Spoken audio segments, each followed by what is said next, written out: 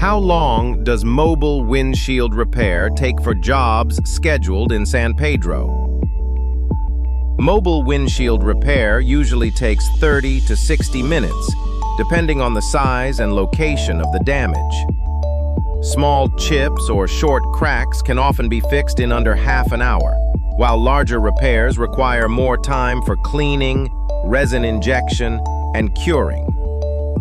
Because the service is mobile, technicians complete the work at your home or workplace, saving travel time. San Pedro Fast Auto Glass completes most mobile windshield repairs in about 45 minutes, even for challenging cracks or chips. We arrive fully equipped, start work immediately, and finish the job efficiently. Our customers in San Pedro value the quick turnaround and the convenience of on-site service without sacrificing quality. Call 424-273-8976 or visit www.sanpedrofastautoglass.com.